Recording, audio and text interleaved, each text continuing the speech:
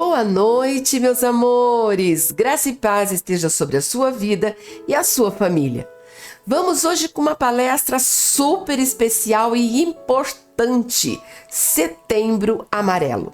Uma data que por muitos e muitos anos foi negligenciada pela igreja e por muitas pessoas. Mas nós precisamos saber um pouquinho da história do Setembro Amarelo. Como começou tudo isso? Vamos lá, eu fiz algumas anotações. Ele foi escolhido por alguns motivos bem complicados, mas que nós devemos guardar no nosso coração. A campanha Laço Amarelo, que começou nos Estados Unidos em 1994. Façam as contas, mais de 30 anos. Depois que um jovem chamado Mike, de 17 anos, tirou a sua própria vida. Ele havia acabado de restaurar um Mustang e ele pintou esse Mustang de amarelo. Só que, lamentavelmente, ele foi encontrado morto dentro desse carro. E a sua família encontra dentro do carro um bilhete onde ele disse que ninguém era culpado do que tinha acontecido. Porém, essa família levou a sério tudo aquilo. Porque ninguém percebeu que aquele jovem estava passando por um problema. Um problema emocional, um problema espiritual, um problema físico. Ninguém notou a diferença dele. Até porque ele estava concentrado arrumando o carro. E eu vou falar para você a importância de nós termos o nosso tempo ocupado, porque aquele jovem, ele estava reformando o Mustang e ele vem a partir para o suicídio quando o carro estava pronto. Acabou o objetivo, acabou a motivação para ele continuar. Objetivo concluído, acabou o despertar para o dia seguinte. No velório, a família dele fez alguns cartões e colocou um laço amarelo em cada cartão. Colocou num cesto e deixou ali para que todos que estivessem passando por ali pegassem aquele cartão.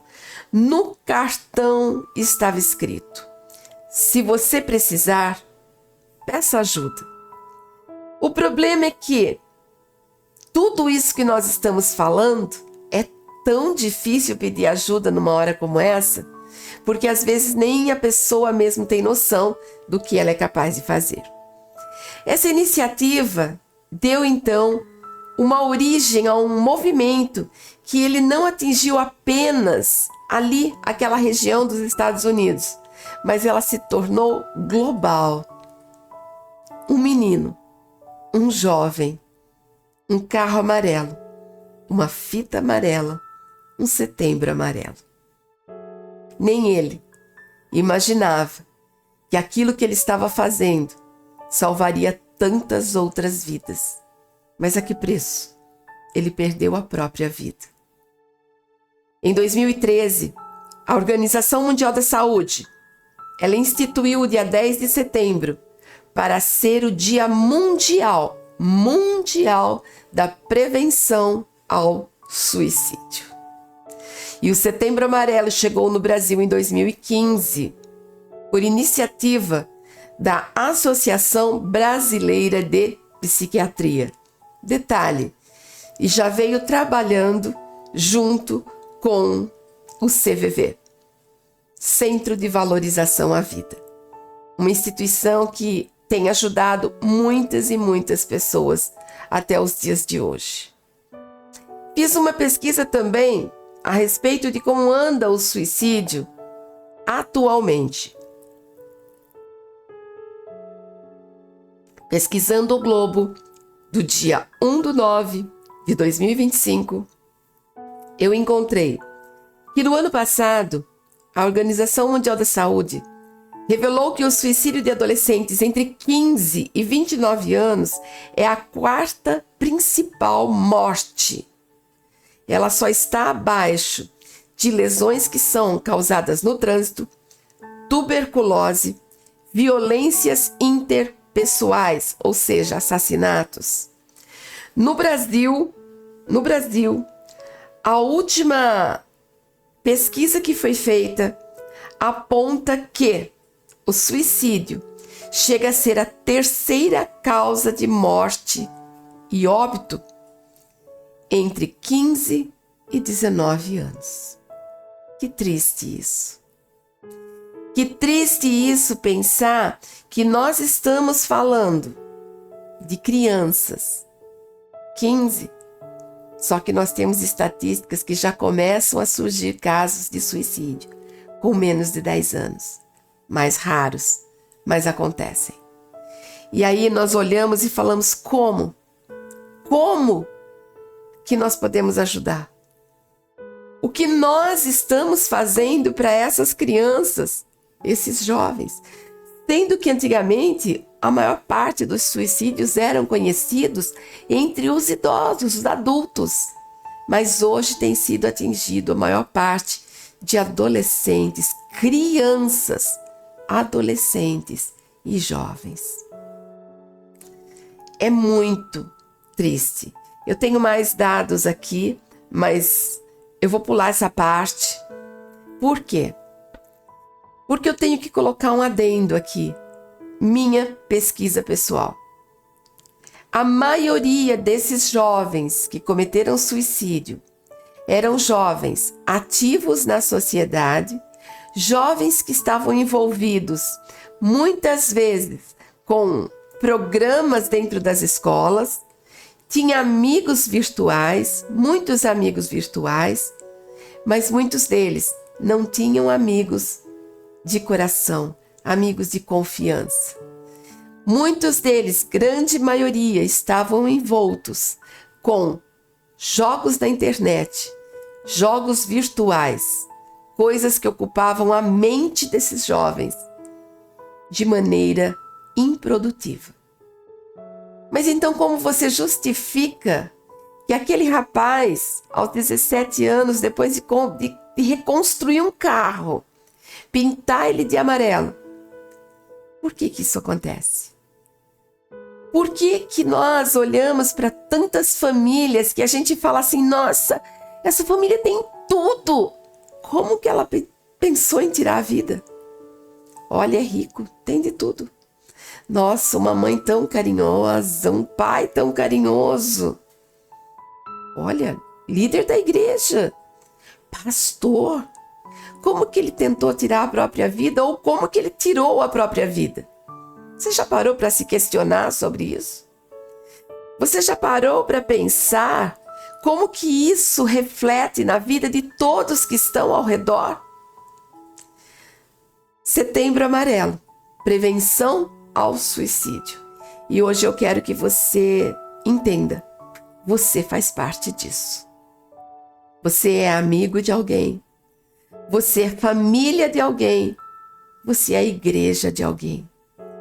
E se você está passando pela dor da perda, ou se você está passando pela dor da incerteza do que você vai fazer com o seu próximo dia, pode ter certeza, existem amigos, existe família, existe igreja e tem uma sociedade que te observa em todos os momentos.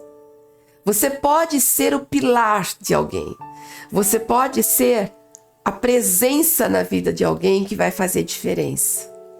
Pastora, você está falando isso, mas você quer que eu seja alguém que cuida, sendo que na verdade eu preciso de cuidados. E eu quero falar para você, eu entendo muito bem os dois lados, porque eu já passei pela tentativa de tirar minha própria vida e também pela oportunidade de ajudar outras pessoas que estavam pensando na mesma coisa. O que nós estamos fazendo hoje, agora? O que você está fazendo em prol do próximo? O que você está fazendo em prol de você mesmo? Eu não sei para quem essa palestra está chegando, mas hoje é um dia de reflexão, de autorreflexão. Em que nível você está? Talvez você esteja pensando em tirar a sua vida. Talvez você esteja dizendo, eu sei o quanto dói e hoje eu quero somente ajudar aqueles que precisam. Nós precisamos estar o tempo todo renovando nossos conhecimentos, renovando as nossas ideias. Nós precisamos entrar com a Bíblia. Sim, como igreja, nós precisamos pregar a Bíblia. Mas nós precisamos entender que vai muito além de demônios, vai muito além de pecados, vai muito além de teimosia, birra. Por quê? Que tantos jovens não aguentam a pressão. A Bíblia nos ensina que a vida é um presente tão precioso de Deus, mas tão precioso de Deus, que você é muito importante. A Bíblia nos ensina tantas coisas que nos levam a dar valor para quem somos. Será que nós estamos valorizando? A palavra de Deus diz em Efésios 5, 29. Além do mais, ninguém jamais odiou o seu próprio corpo. Antes, o alimenta e cuida dele, como também Cristo faz com a igreja. Ou seja, se Cristo cuida da igreja, nós devemos cuidar do nosso corpo. E aí entra um ponto tão crítico. Hoje a gente tem visto as pessoas cuidarem muito mais do corpo do que da alma. Muito mais das plásticas, silicones, botox, maquiagem definitiva. Nós estamos vendo tantas e tantas pessoas preocupadas com o próprio corpo e esquecendo de cuidar da alma. Eu não me conformo. Poucos dias para eu fazer 59 anos. E realmente, quando eu era adolescente, se alguém tinha qualquer problema de depressão, era louco. Se alguém tivesse uma crise de ansiedade, era desequilibrado. Louco. As pessoas tinham um problema que ela não conseguia entender, era mandado para um sanatório. Quantas pessoas foram enviadas para sanatório, sendo que precisava só de alguém para conversar e um medicamento para controlar. Anos atrás, e não faz tanto tempo assim, pessoas estavam tomando eletrochoque, porque eram loucos. Lobotomia e tantas outras coisas que eram feitas para que a pessoa tivesse a cabeça boa. Mas as coisas evoluíram. Estudos chegaram. A ciência veio para trabalhar junto com a religião. A medicina veio para trabalhar junto com a fé. A psicologia veio para trabalhar junto com aqueles que amam. E aí?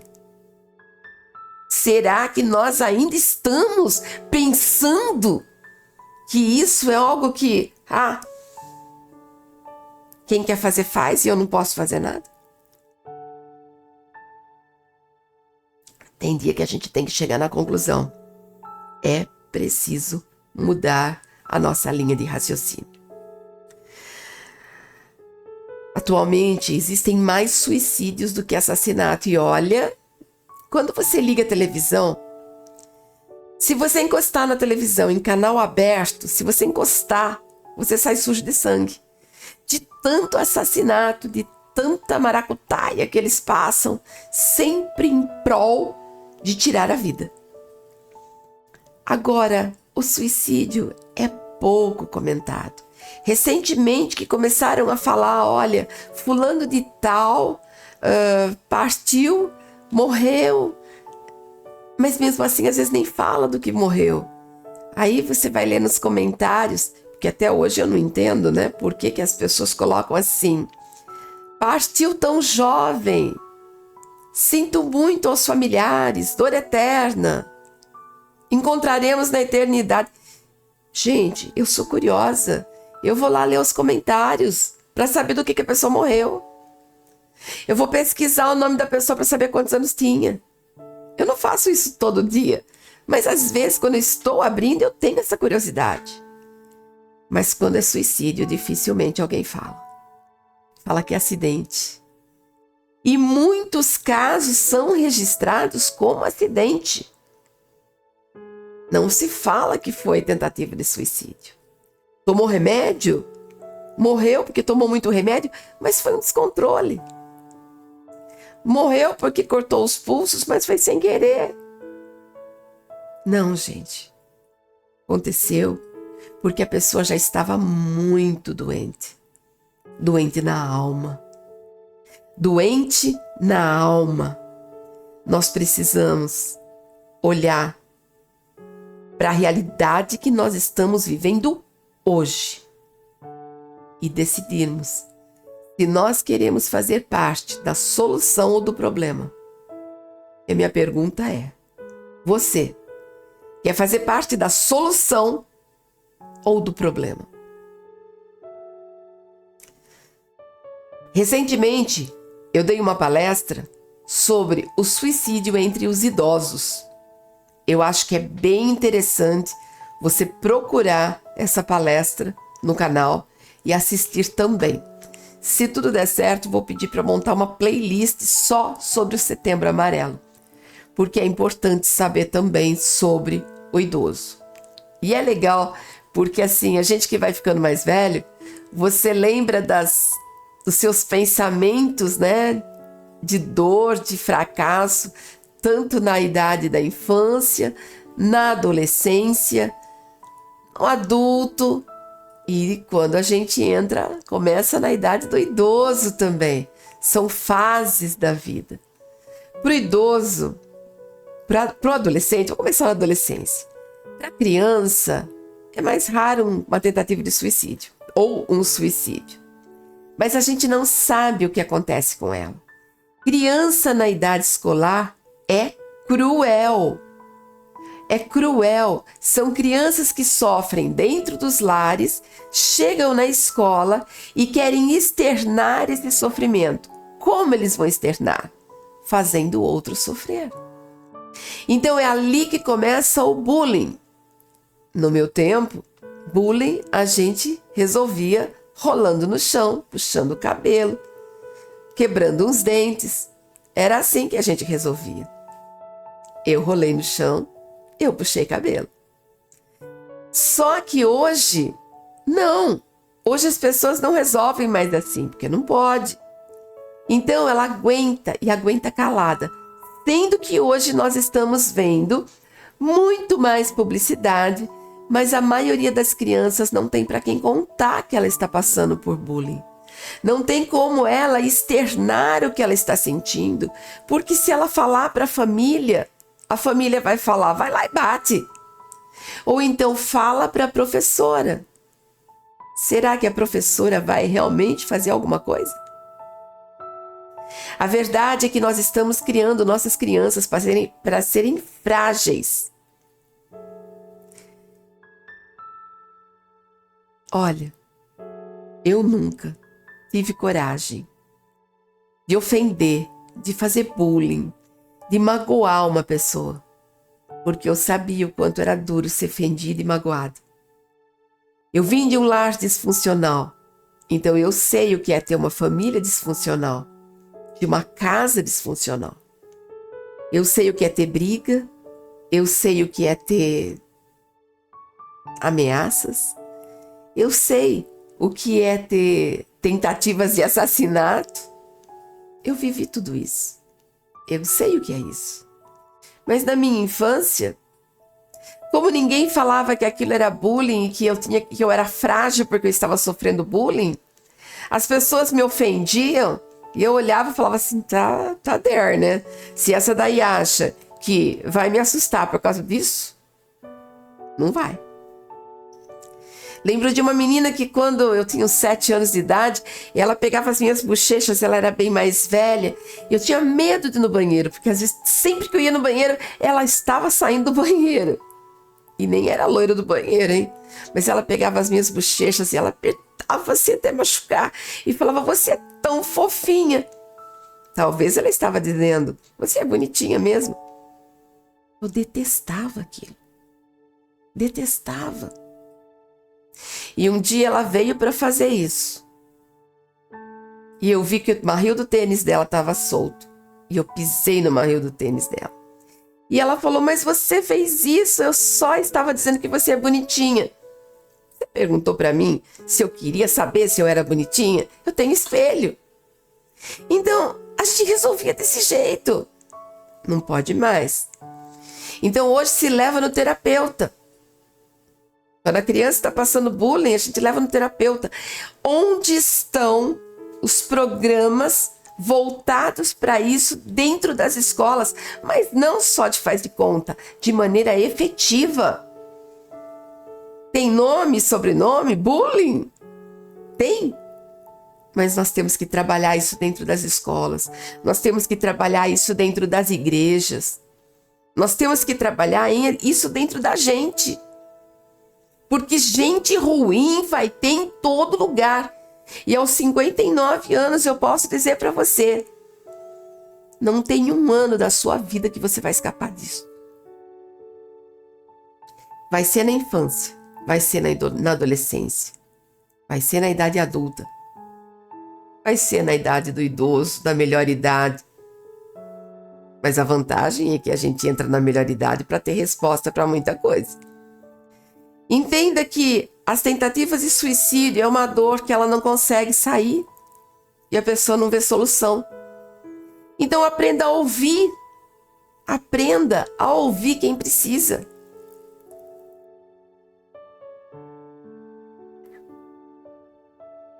Olha só Romanos 14, 7 e 8 que diz: pois nenhum de nós vive apenas para si.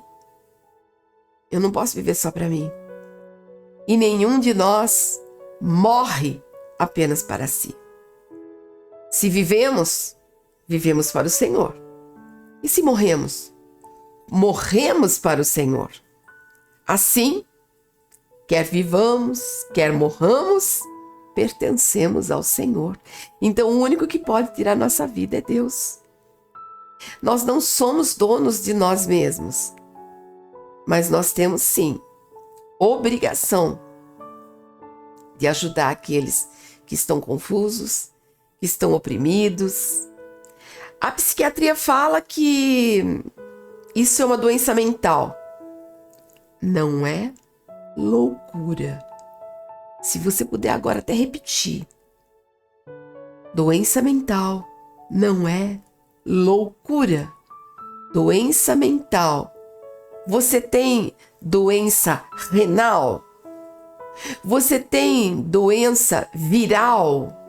Você tem, gente, qualquer tipo de enfermidade que pegar o seu corpo, vai te dar uma dor de cabeça, vai te dar uma dor de dente, vai te dar uma dor na unha. Gente, há anos atrás não existia podólogo, agora que coisa mais fofa os podólogos. Eles vão lá, eles tiram. A gente sabe como que era quando inflamava uma unha? Ia no hospital, eles davam uma injeção e puxavam a unha para fora. Uma anestesia e puxava a unha. Hoje não tem podólogo. Então quer dizer que quando eu tinha uma unha que estava encravada, que estava dolorida, e eu ia para o hospital, então eu tinha que amputar o pé? Não, não é assim. As coisas evoluíram muito. Então para de olhar para uma pessoa que tem depressão como se fosse frescura ou como se fosse loucura. Depressão, ansiedade, síndrome do pânico, tudo isso está ligado ao nossos pensamentos, sentimentos, emoções, coisas que nós estamos registrando no nosso pensamento e até mesmo deficiências de vitaminas. A ausência de sol, a ausência de caminhada, a ausência de um lazer, tudo isso causa coisas desse tipo. Posso falar também hoje como uma pastora. Eu acho que de toda a minha vida, dos problemas que eu tive na minha infância, dos problemas que eu tive na adolescência, eu não pensei no suicídio porque realmente hoje eu entendo o valor da minha vida. Como eu já tinha tido que discutir isso comigo mesma lá atrás. Então eu não tive esse pensamento. Mas eu tive depressão, eu tive ataque do pânico. Aonde, pastora? Dentro da igreja. Pastora, dentro da igreja. A gente, quando se converte, não é pastor de cara, né? A humilhação, os julgamentos. Irmãos, vocês que são cristãos, não faz isso. Não julgue os outros. Não fala que o que ele está passando é pecado e ele merece passar. Não fala que se ele não quer, se ele faltar de um culto é porque ele está em pecado. Não fala que se ele quiser parar o ministério, ele nunca mais vai ter oportunidade porque Deus é único e ele tem que estar acima de todas as coisas. Não fala isso para uma pessoa. Deus é único e ele está acima de todas as coisas. E ele sabe os porquês. Não julgue as pessoas. Não faça isso. Não faça isso. Não fale que o membro da sua igreja, ele está vinculado a você e que se ele não fizer o que você manda, ele está fora, porque o membro da sua igreja não te pertence. O membro da sua igreja pertence a Deus. Não faça isso. E vamos para o outro lado da moeda. Hoje estou falando bem para quem é padre, pastor. Se você estiver do lado como agora pastora, não pense que o seu pastor não tem sentimentos. Não pense que ele é forte o suficiente para ouvir qualquer tipo de desaforo, porque você tem um problema. Não pense que eles têm que estar disponível para você 24 horas. Mesmo que ele estiver doente, ele tem que abrir mão da doença, ele tem que abrir mão de uma internação para te atender. E se você não atender, aí você é julgado pela igreja toda. Igreja toda não, mas que aquela pessoa vai falar para muita gente. E o pastor passa a ter que ser perfeito, presente e o tempo todo com um sorriso no rosto. Se ele um dia tiver de cara feia, nossa, acabou o mundo. Como que pode dar exemplo de pastor sendo assim? Pastor tem fome. Pastor tem frio. Pastor fica doente. Pastor quer fazer o melhor para as ovelhas. Mas ainda que ele seja o pastor das ovelhas, se ele ficar doente, ele vai ter que mandar outra pessoa para levar comida. E as ovelhas vão comer a comida que o outro está entregando. O que passa disso é idolatria. Entenda que essas cobranças, essas pequenas cobranças, destroem uma pessoa. Lembro até hoje de um dia que eu estava com uma crise de labirintite fortíssima. E o pastor com pneumonia. Faleceu um parente de uma pessoa que era da igreja. Obviamente eu não tinha como ir. Não tinha. Mandei então uma outra pessoa da igreja responsável por esse setor e ela foi nos representando. A pessoa saiu da igreja. E saiu falando muito mal da gente. Por quê? Porque nós não fomos na hora que eles mais precisavam. Logo eles que eram tão presentes em tudo que a igreja pedia. É assim que funciona. Entenda, não julgue absolutamente ninguém, que você não sabe o que está acontecendo em quatro paredes. Não julgue ninguém. Você não sabe o que acontece. E é fácil? Não. Então por que você não conta todos os seus problemas? Eu conto, nunca escondi. E mesmo assim nem todo mundo quer entender ou aceitar. Eu dou aula gratuita. E às vezes, quando eu não tô bem, as pessoas ainda ficam assim, mas por que não postou o risco até agora? Mas onde está o guia de cores? Isso porque todo mundo sabe que eu não tô bem, mas vem lá um desavisado para poder cobrar. Tô falando isso como um desabafo? Não. Tô mostrando para vocês que todos nós estamos sujeitos a pequenas coisas que podem ou não interferir nos nossos sentimentos. A questão é, hoje, eu não permito mais que as pessoas entrem nos meus sentimentos. Como assim? Eu liguei uma tecla que se chama... E daí? E daí? Você tem um problema? Então, daí, pede para Deus. Deus falou uma frase para mim por muito tempo. Não é problema seu. Não é problema seu. E eu falava, Deus, como que não é problema meu? Mas eu não tô falando que foi por muito tempo, assim, uma semana. Não. Foi mais um ano. E ele falava assim, repete, não é problema seu. E eu fiquei. Aí um dia, num culto que eu fui dar, essa palavra foi revelada durante o culto, através da minha própria voz, através da minha própria pessoa. Deus me usou para responder para mim mesma.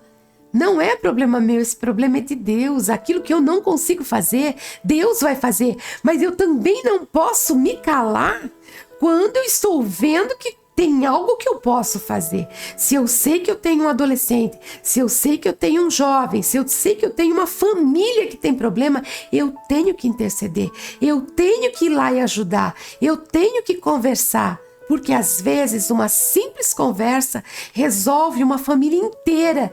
E nós não estamos falando de uma família, nós estamos falando de uma geração. O que leva uma pessoa a pensar na morte? É o não aguentar mais. A sociologia fala que é um desajuste social. Quem tenta o suicídio ou quem comete o suicídio. Algumas vertentes religiosas vão falar que é o quê? Demônio, retaliação, pecado. Ah, mas sabe o que é isso? É ataque do inimigo. Lógico que quando você vai pensar na morte, sem ser entregando para Deus, para que ele pegue a sua vida de volta, você está permitindo que o inimigo se aproxime. Mas nem tudo começou no demônio. Uma palavra amiga, um remedinho na hora certa, um tratamento adequado. Poucos concordam, de todas as pessoas, que há necessidade de um tratamento clínico. Pastora, mas cristão pode ter depressão. Cristão pode ter depressão. Ah, pastor, eu sempre postava coisas de depressão no meu Facebook e eu lembro que tinha uma pessoa maravilhosa, eu gostava muito dela e ela respondia assim, pastora, acrescente, não andeis ansiosos por coisa alguma, porque Deus está conosco. Não andeis ansiosos por coisa alguma. Até que um dia, acho que ela quis mostrar para mim realmente o que ela queria dizer e eu não estava entendendo. Ela falou assim, pastora, apaga esse post. Porque você fala que cristão pode ter depressão, mas aonde está o não andeis ansiosos por coisa alguma? Sabe o que significa não andeis ansiosos por coisa alguma? Eu não devo andar ansioso, eu não posso querer passar o carro na frente dos bois. Eu não posso ficar pensando só naquilo. Eu não posso me preocupar com algo que foge do meu controle. Eu não posso andar ansioso por coisa alguma, porque eu tenho fé suficiente que Deus está no controle. Mas existe uma ansiedade que é genética. Existe uma ansiedade que ela está ali, ela faz parte de você. E quando ela começa a atingir a sua vida de uma maneira tão forte que você perde o controle, essa ansiedade já deixou de ser a ansiedade só de pensamento, ela já atacou seu corpo e é necessário tratar. Uma pessoa que tem ansiedade, ela perde o sono. Uma pessoa que tem ansiedade acelera o coração. Eu sou uma pessoa ansiosa, mas eu não sou uma pessoa ansiosa porque eu não confio em Deus. Eu sou uma pessoa ansiosa por natureza. Eu posso estar, assim, na maior tranquilidade do mundo. Meu coração acelera, tem hora que ele fica assim. Tem que fazer exercício de respiração. Eu controlo essa ansiedade através do exercício de respiração. E aí, quando eu percebo que está um pouquinho a mais, vou lá no médico. Pego o remedinho e tomo o remedinho. Passa, melhora, parou. Mas nós precisamos entender, a vida está aí para ser vivida. Por que as pessoas não acreditam que cristão tem depressão, tem ansiedade? Por que o cristão usa óculos? Por que o cristão tem que fazer cirurgia? Por que o cristão tem que tomar remédio para dor, para pressão, para colesterol, para triglicérides? Por quê? E por que ele não pode tomar um antidepressivo? Por que ele não pode tomar um ansiolítico? Porque ele está em pecado? A igreja precisa mudar essa mentalidade. Um dia eu fui falar para um pastor. Eu falei assim, ele falou assim, olha, eu tenho achado o seu esposo um pouco abatido e eu não sei, tá acontecendo alguma coisa? Eu falei, não, ele foi no médico, o médico disse que pode ser uma depressão e passou uns remedinhos, então a questão agora é ele se adaptar com esse remédio. Irmã, eu vou ter que afastar vocês do ministério, porque isso não é de Deus. Tem que avaliar o que vocês estão fazendo para isso ter entrado dentro da sua casa. O que vocês estão fazendo para passar por isso? Porque se o inimigo entrou dentro da sua casa para mexer nessa área, algum pecado escondido tem. Eu vou orar, pastor. Mas aquilo arrebentou comigo. Não. Ele tem a depressão que é genética. É diferente de uma depressão. Quando eu abro portas, eu acho duvidoso. É genético. O que significa? Tá lá no DNA dele. Mãe depressiva, irmãos depressivos. Tem na genética. Ah, mas está falando então que é uma família de malucos? Jamais. São pessoas maravilhosas. Maravilhosas. A família é ótima. Mas tem aquilo na genética. Eu tenho meu pai, que também tinha o mesmo problema. A minha mãe, que trata da mesma coisa. E está no meu DNA, pode estar no seu DNA. Para de falar que isso é loucura e que não precisa tratar. Ah, não, eu não vou fazer tratamento. Por quê? Porque preconceitos estão existindo. Só que chega um momento que a tristeza que vem é tão grande, tão grande, tão grande, que você pensa assim, para que vale a pena? Será que isso vai acabar um dia? Eu posso falar para você. Toda dor, tudo que é ruim, nada é eterno, nada é vazio, nada. E cada vez que você supera, você sai mais forte. Tristeza e depressão é a mesma coisa? A tristeza vem e passa rápido. A depressão, ela vem e fica. Ela é uma coisa que faz com que você não tenha ânimo para fazer as coisas. Você não acredita que as coisas vão dar certo. Você não tem vontade de começar porque já sabe que vai dar errado. A depressão é algo que as pessoas confundem muito, né? Depressão com ansiedade. A depressão é algo que ela faz você olhar e dizer assim, mas essa não sou eu. Eu não sou desse jeito. A depressão faz você não ter mais paciência com as pessoas, você fica intolerante. A depressão precisa ser tratada assim. Mas com oração resolve? Claro que ajuda. É claro que ajuda. Eu acredito tanto em milagres, porque eu já vivi tantos milagres. Vocês podem não acreditar, mas estou vivendo um milagre agora. Eu não parei de tossir a noite inteira. O dia inteiro. E eu estou com vocês agora sem tossir. Estou conseguindo falar, minha voz não estava saindo. Eu orei e falei para Deus, Deus, é para o Senhor que eu estou fazendo. Então devolve a minha voz e tira a tosse. E Deus é fiel. E vocês vão testemunhar isso junto comigo até o final. Em nome de Jesus. Então, claro que eu acredito. Mas o problema é que algumas pessoas têm depressão. É uma pessoa que está sempre amarga. E ela fala assim, mas eu sou desse jeito. Quando na verdade não é. Teria como tratar, teria como melhorar, teria como ser uma pessoa diferente. Bom, como que nós podemos tratar um cristão depressivo? Bom, primeira coisa é despertando a fé através da Bíblia. A segunda, olha só, presta atenção, o que eu perguntei, como que nós tratamos um cristão que está passando por depressão? Número 1, despertando a fé através da Bíblia. Igreja, Deus, fé. Número 2, medicamentos, psiquiatria. Não. Eu sou cristão. Precisa. Terceira coisa, terapia. Precisa passar por um psicólogo. Por que tem que passar pelo psicólogo? Porque muitas vezes a nossa mente tem que ser formatada novamente. Tem que morrer para o velho homem e nascer para o novo homem. Sabe o que eu quero dizer?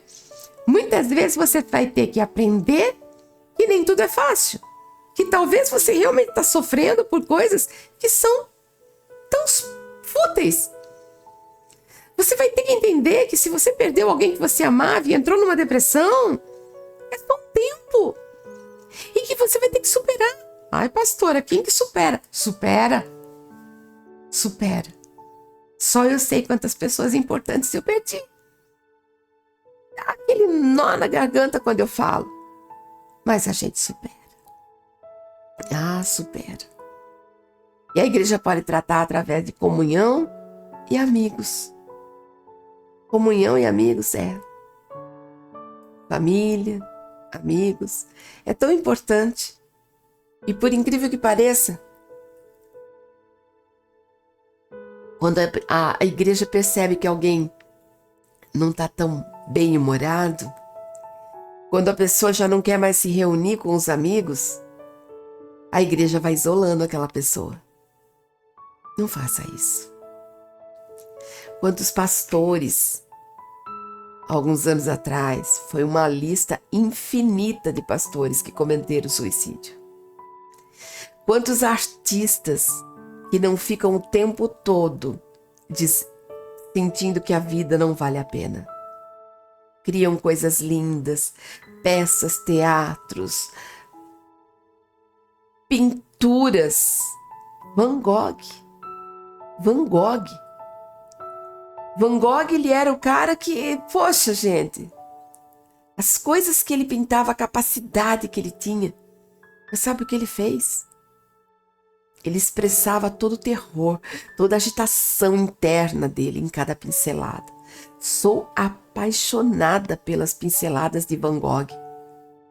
Mas é muito triste o fim de Van Gogh. E aí, ele era louco, ignorado. Só o irmão dele que dava valor para ele. E aí? Você tem alguém que dá valor para você? Procure ajuda se você precisa. Se você precisa desabafar, procure ajuda. Gente,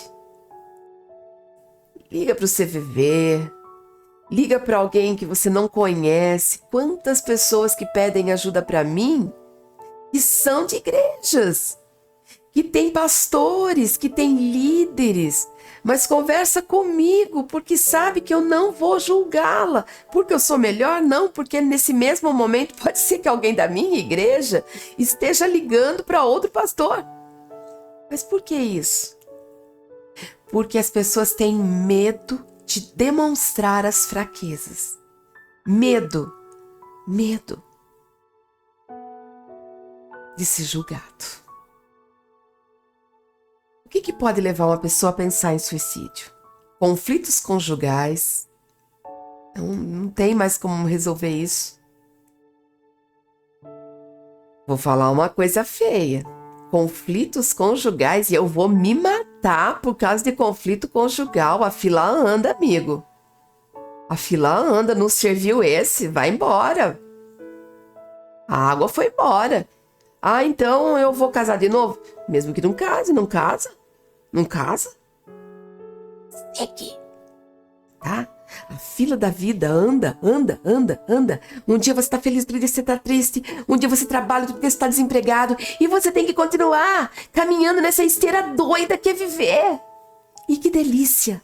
Porque cada dia é uma novidade. Um dia você vai estar chorando, mas outro dia você vai estar gargalhando. Pastor, você está falando isso é uma doideira. É doideira boa. Doideira boa, porque eu sei que hoje eu entendo que eu posso estar no pior dia da minha vida, mas amanhã tem outro e tá tudo bem. E quando eu estiver muito feliz, eu já olho para minha felicidade e falo assim, logo vem outra lágrima. E tá tudo bem. Mas eu cheguei nisso, eu entendi isso. E é preciso que vocês entendam isso. Problemas amorosos também faz a pessoa pensar em suicídio e até se suicidar. Se eu perder essa pessoa, não vale a pena viver. Ei, claro que vale. Essa pessoa não é tudo isso, não. Mesmo que fosse a última bolacha do pacote, vai no mercado e compra outra. Não, mas você não está entendendo? Eu quero me suicidar e quero que ela sofra. Então você está querendo matar essa pessoa. Não que você quer tirar sua vida. Pastora, que colocação horrorosa. É verdade. Muitas pessoas pensam e tentam o suicídio esperando que não vá morrer, que é só para que aquela pessoa se sinta culpada. E quando ela consegue isso, ela fala, agora vai ficar comigo. Só que tem um problema, muitas pessoas tentam isso e acabam morrendo de verdade. Valeu a pena? Culpa. Muitas pessoas também tentam o suicídio porque por um incidente matou uma pessoa no trânsito, fez um aborto, rejeitou um filho, colocou para adoção. Aquele homem que não assumiu a mulher que ele amava porque a família dele foi contra. Todo sentimento de culpa faz com que a pessoa ache que não vale a pena viver. Muitas pessoas também fazem isso só para chamar atenção para ele mesmo. Ei, gente, me olha. Me olha, olha para mim, olha para mim. Radicalismo religioso. Aquilo que eu falei, você ser julgado o tempo inteiro. Vingança. Pessoas que querem fazer com que o outro sofra. Manipulação. Eu tomo uns remedinhos a mais, vou lá, já sei que se eu fizer uma lavagem estomacal vai melhorar, e daí eu fico manipulando a minha família para que todo mundo fique em cima de mim babando. Vale a pena? Eu, hein? Vergonha. Uma pessoa que é um exemplo, tiram fotos íntimas de uma pessoa, posta nas redes sociais, e aquela pessoa começa a ser olhada de uma maneira errada. Vergonha. Essa pessoa pode chegar ao suicídio. Escuta, tem 2 jeitos de você lidar com isso. Tenha vergonha, sim, mas eu sou uma pessoa honesta. Mas eu sou uma mulher de Deus e olha o que aconteceu comigo. E daí? Aconteceu. Tem como apagar? Não. Quem viu, viu. Olha no lugar, entra no lugar e fala assim, olha, aconteceu, gente. Vacilei. E aí? É fácil? Não é. Muda de ciclos. É preferível você mudar de cidade, de amigos, do que você tirar sua própria vida. Porque a gente sabe onde está agora. Mas será que você sabe para onde você vai depois da morte? Você pode estar achando que vai tirar toda a sua dor morrendo. Mas você sabe para onde você vai e o que você vai encontrar do outro lado? A gente busca o céu.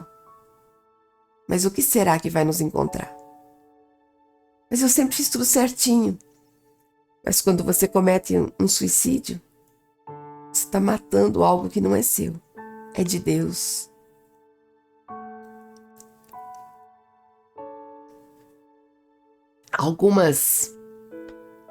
Algumas coisas são inaceitáveis em qualquer ótica. Na filosofia, é um ato de liberdade que acaba com qualquer possibilidade de liberdade. É o que a filosofia prega. A ética fala que isso é um egoísmo muito grande, porque a pessoa só pensa em si. Isso é outra coisa que é muito, muito, muito importante.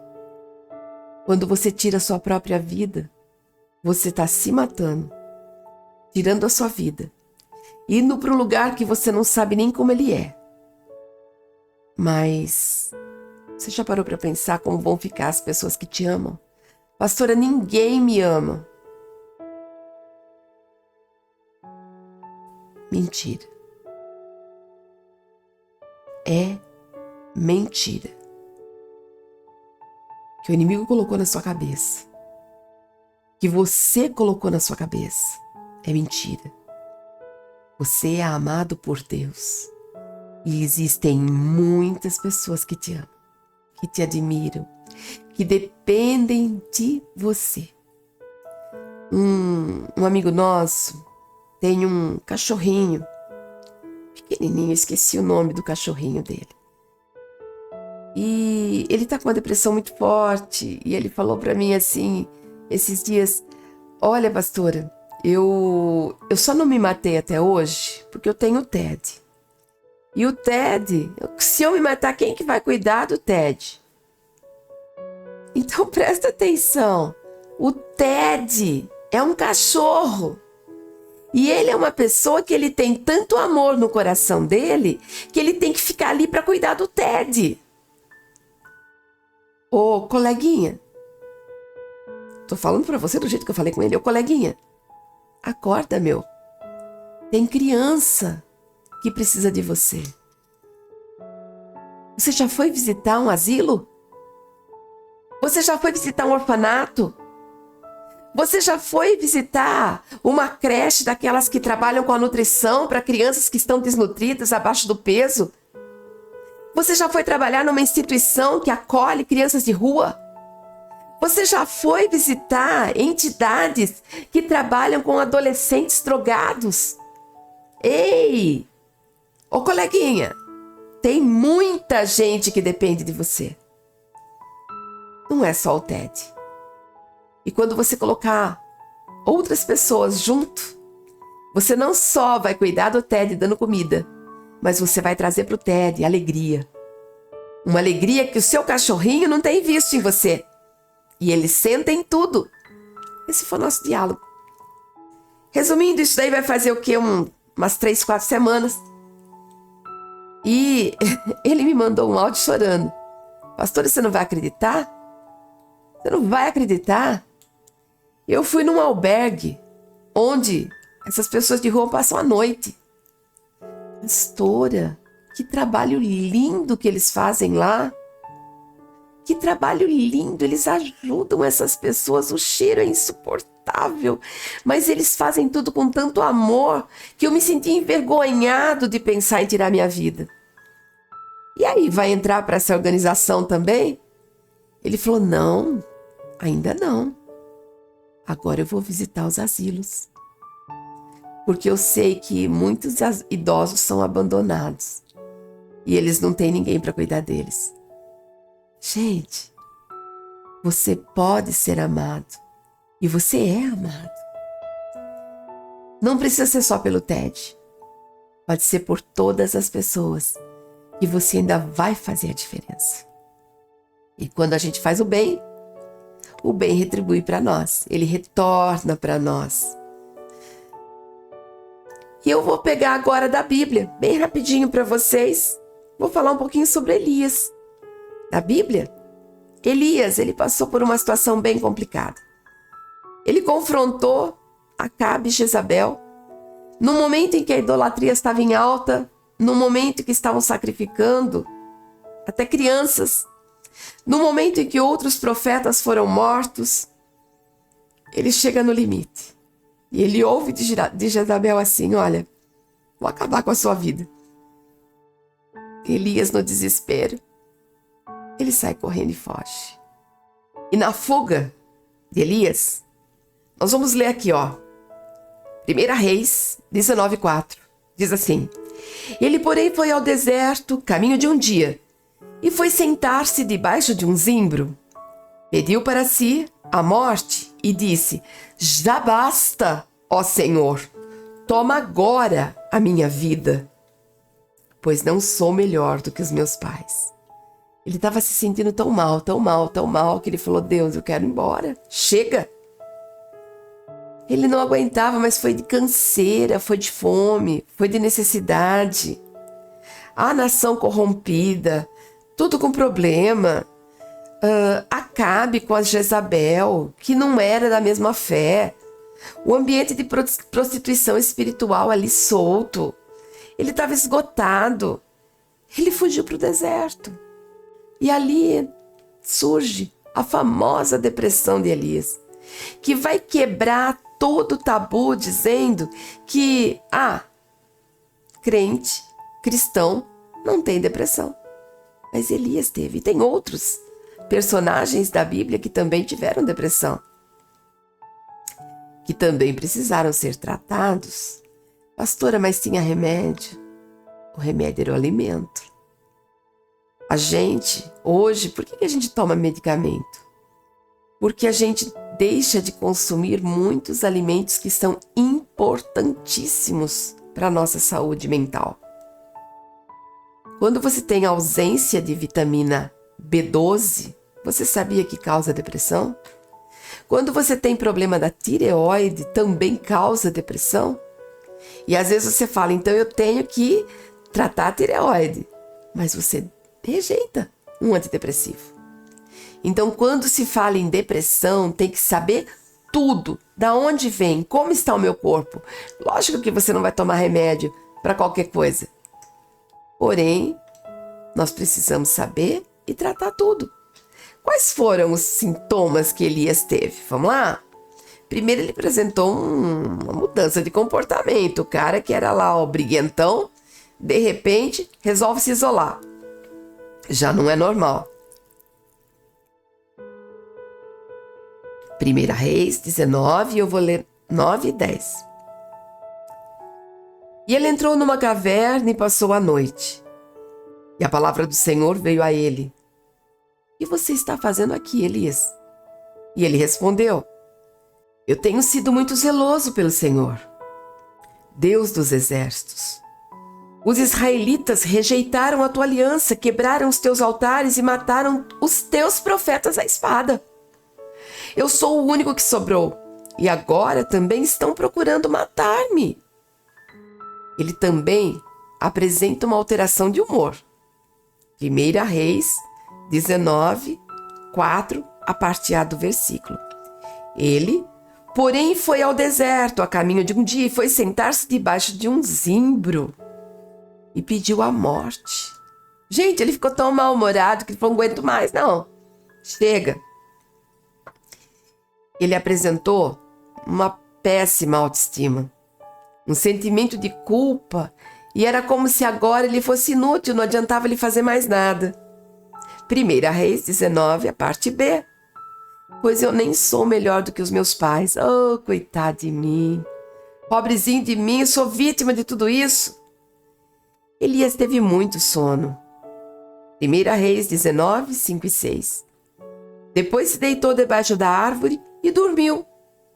De repente, um anjo tocou nele e disse: levante-se e coma. Elias olhou ao redor e ali, junto à sua cabeça, havia um pão assado sobre brasas quentes e um jarro de água. Ele comeu, bebeu e deitou-se de novo. Alimento. Alimento. Temos que calcular o que nós comemos. Precisamos. A gente fala assim que você é aquilo que come. Você pode observar que assim, a gente casa magrinho, mas depois a gente vai consumindo as coisas e o casal engorda junto, emagrece junto. Por quê? Porque nós estamos fazendo as mesmas refeições, né? As pessoas acabam se comparando, as refeições são as mesmas. Então, o alimento que você come é o que você é. Então, consuma alimentos que tenham vitaminas que te ajudem a nem ter a depressão. Existem tantos chás, existem tantas coisas que você pode consumir que nem é um antidepressivo. Mas você tem que priorizar. Mas como é que Elias ele se recuperou do seu momento depressivo? Elias foi tratado pelo próprio Deus. Primeiro com a sonoterapia. Ele dormiu por muito tempo. Alguém já fez tratamento com sonoterapia? De vocês? Eu fiz. Eu tive depressão pós-parto, né? Foi assim que eu descobri a palavra depressão. E meu filho estava maiorzinho e ele sofreu um acidente doméstico. Caiu uma moto em cima dele. Nada que tenha prejudicado meu filho, só que eu gritei, assustei e travei. Fui levada para o hospital assim, ó. Travei a boca, a mão. Foi um susto tão grande que eu simplesmente travei. Fui levada para o hospital e pela primeira vez eu descobri que existia sonoterapia. O médico disse assim: vou colocar ela no soro, com remédio para dormir, e ela vai ficar aqui comigo 3 dias, dormindo. E depois de 3 dias, eu vou dar alta para ela. Gente, uau, melhorei. Só que controlado, gente, não vai se entupir de remédio para dormir, porque eu fiquei dentro de um hospital com remédio controlado para dormir pouquinho. Incrível, eu acordava, me alimentava, dormia de novo. Outra coisa que ele teve foi um cardápio diferenciado. Proteína, carboidrato, hidratação. Colocou o que incomodava para fora, falou para Deus, contou todas as suas dores, inclusive o seu sentimento de solidão. Você fica se lamentando dos seus problemas? Mas para quem que você fala? Algumas pessoas falam nas redes sociais. Eu acho válido, porque realmente você vai ouvir muitas pessoas te apoiando. Mas pode ser que em alguma situação você pode ouvir alguém que não vai te apoiar. Pode falar algo que seja crucial para a sua vida, para destruir você. Então, se for o caso, conversa com Deus, fala alto. Eu tenho feito isso muito na minha vida nos últimos 30 anos. Eu converso com Deus, eu falo alto, Ele está ali comigo. E eu resmungo, eu reclamo, eu agradeço, eu dou risada, até piada eu conto para Ele. Ele é meu Pai, Ele é o meu Deus. Coloca para fora. Exponha o que você está sentindo, exponha o que você está vivendo. Não segura as coisas que você está sentindo. Põe para fora. Mas conversa com alguém que realmente que te entenda e quer cuidar de você. E procure também, se você não tem um amigo, uma pessoa que hoje você pode confiar, procure um terapeuta. Inclusive, o SUS tem vários tratamentos muito bons que podem te ajudar. Primeiro ele colocou o que tinha para fora. Deus ouviu, escutou o desabafo e amoroso foi mostrando que estava errado. Ele mostrou que ele estava enganado. E aí vem o ponto-chave, né? Ele se sentia totalmente sozinho e Deus fala assim para ele: não, querido, não. Ainda deixei um monte de profeta guardadinho, escondido lá. Ah, mas Deus é Deus, né? E ele não só ouviu o desabafo, quando ele tinha uma surpresa guardada para ele. E ele entrega aquele segredo famoso. Não, ainda tem 70 profetas que eu deixei lá. Você não está sozinho. Você não está sozinho. Juntos vocês vão completar essa missão. E mostrou para ele: Elias, você tem muita coisa para fazer. Não dá tempo de reclamar, cara. E após essa missão cumprida, e ele não passou da morte. Não passou pela morte. Sabe o que aconteceu? Deus o resgatou. A palavra de Deus diz em 2 Reis 2:11: E sucedeu que, indo eles andando e falando, eis que um carro de fogo, com cavalos de fogo, os separou um do outro, e Elias subiu ao céu num redemoinho. Nós precisamos acabar com alguns mitos que estão no nosso meio. Algumas pessoas dizem: tá pensando em se matar? Só fica reclamando, é inútil tentar ajudar, não muda. Não, todos nós carecemos de ajuda, mas todos nós também podemos ajudar e devemos. Talvez você vai falar assim: mas vou fazer o quê? Gente, compra uma maçã, leva para ele, para essa pessoa. Não fala nada. Vê uma mensagem bonita, envia para ele. É aniversário? Manda um feliz aniversário. Você precisa entender que tem como você ajudar muitas vezes sem falar nada. Porque eu mesma muitas vezes ganho coisas que eu falo: ai, como Deus é bom. Isso foi um carinho de Deus para mim. Eu agradeço as pessoas, mas tem tanta coisa que eu falo que é um carinho de Deus, que eu sinto como se fosse Deus falando comigo. Outra coisa que falam, e a gente tem que tirar esses mitos, só quem tem problema mental para fazer isso. Nem sempre, foi o que eu falei. Não é só problema mental. Pode ser uma situação que vem de confronto tão grande que você não consegue realmente superar e acaba fazendo o que não deve. Outra coisa: cão que late não morde. Você já deve ter ouvido isso. Ai, vive falando que vai se matar. Não vai se matar nada, porque se quisesse mesmo já teria feito. Cão que late morde sim. Então, fique atento. Enquanto o ser humano sente que tem que sobreviver, ele luta. Ele só vai perder a luta quando ele sentir que não é útil para mais nada. Então, para você que está passando por isso, encontre algo que te faça feliz, seja bom, ajude quem precisa. Arruma um TED para você. Faça aquilo que te faz bem. E se mesmo assim nada disso resolver, lembra, corre para um hospital mais próximo e peça ajuda. Eu não posso julgar se você tem pessoas ao seu lado. Então, se não tiver, procure ajuda. Não tire a sua vida. Sua vida importa, e importa muito. Para fechar a nossa palestra, eu quero deixar uma palavrinha, porque em Cristo sempre há esperança. Jeremias 17, versículos 7 e 8. Mas bendito é o homem cuja confiança está no Senhor, cuja confiança está nele. Ele será como árvore plantada junto às águas e que estende as suas raízes para o ribeiro.